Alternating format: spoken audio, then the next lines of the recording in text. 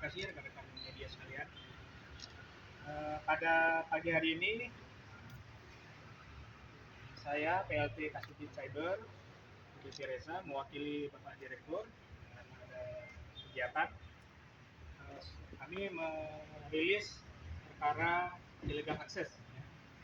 Jadi sempat viral beberapa minggu yang lalu tentang beredarnya video sepasang muda-mudi yang beredar di Provinsi Jambi. Setelah melakukan upaya penyelidikan, hari ini kami merilis bahwa sudah menetapkan satu orang tersangka inisial JG ya, untuk perkara illegal access.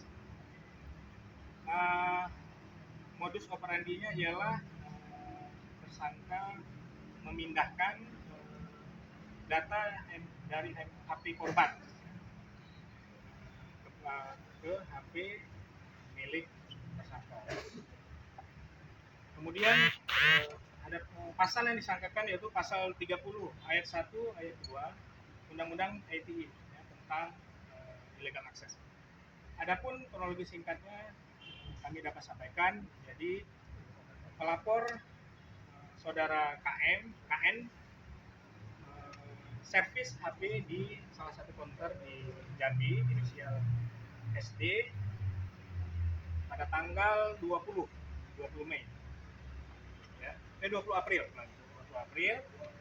Kemudian pada saat di servis pada sore harinya dihubungi oleh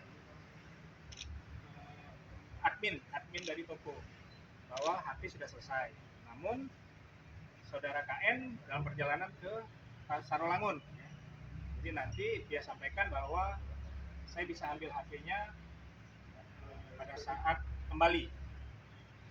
Setelah itu korban mengambil HP pada tanggal 29 April. 29 April diambil HP-nya, dicek HP karena keluhan awalnya itu rusak LCD. Setelah diambil tanggal 29, pada tanggal 3 Mei HP-nya itu masih bermasalah.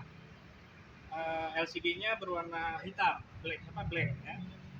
Black screen. Nah, jadi dibawa kembali dengan garansi.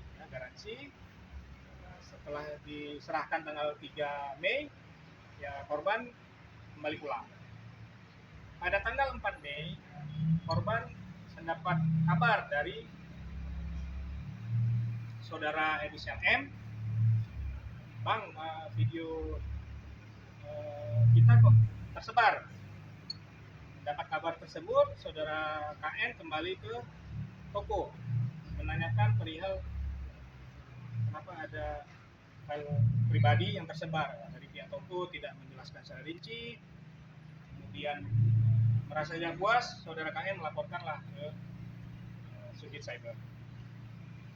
Setelah kita melakukan penyelidikan, di situ diketahui bahwa yang pertama toko inisial SD itu tidak melakukan servis resmi ya. Jadi tidak melakukan servis, namun memberikan kepada pihak ketiga. Setelah itu kita penyelidikan, kita cek CCTV, kita cek handphone, didapatkanlah bukti bahwa salah satu karyawan toko tersebut melakukan tugas tidak prosedur ya, di luar SOP pada tanggal 21. Jadi setelah tanggal 20 April itu handphone diserahkan, rupanya sore itu sudah selesai. Karena dihubungi yang bersangkutan di Sarolangun, kan belum diambil. Tanggal 21, nggak tahu kenapa, yang harusnya nggak boleh, dia cek lah. Dibuka handphone itu ada file tersembunyi. Mungkin rekan-rekan ada di iPhone ada file tersembunyi itu hanya bisa dibuka oleh Face ID. 2 kali Face ID nggak muncul, harus masuk PIN. PIN memang prosedurnya diberikan pada waktu servis, tapi untuk ngecek layar, bukan untuk masuk kemana-mana. Akhirnya dia buka handphone, Face ID nggak muncul, dimasukkan PIN, muncullah video.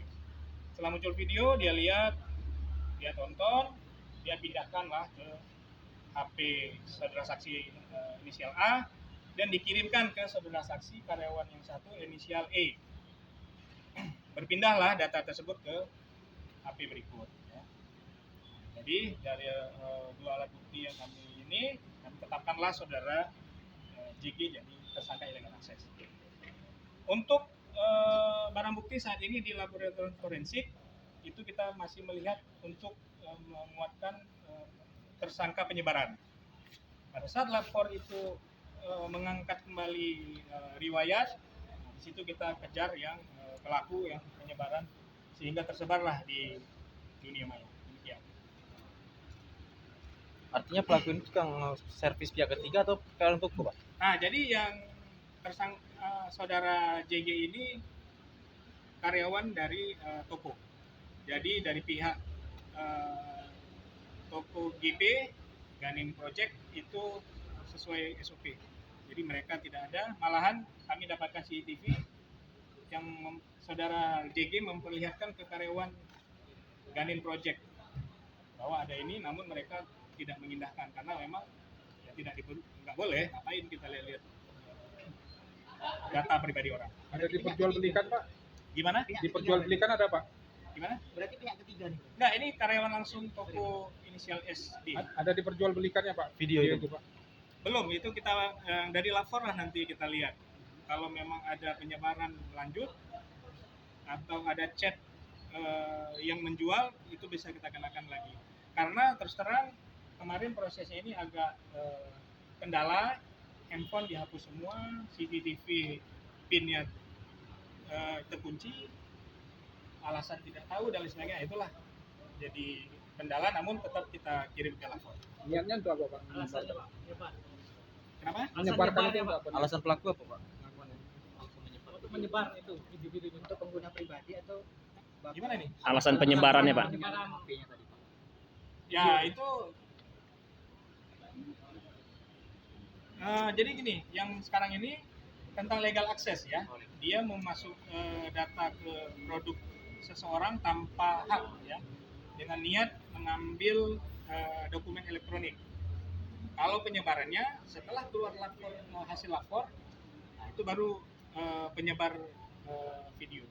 Bisa kita ketahui. Videonya sendiri gimana, Pak?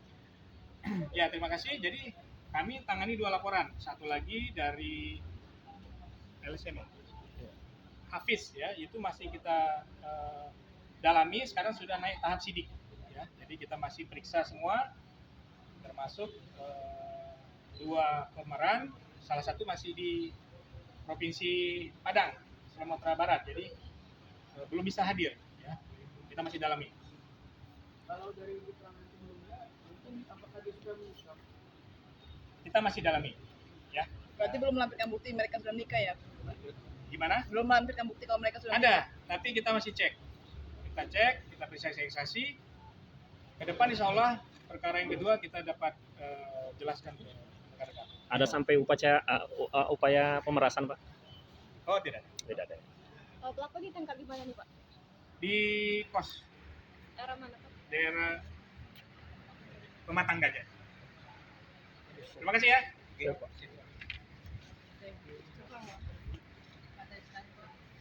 Izin Pak Kasudin jangan ngobrol Pak. Ini info teman kamu sering lihat spell orang. Ya, Kamera Bang Anton. mau buka HP yang lain.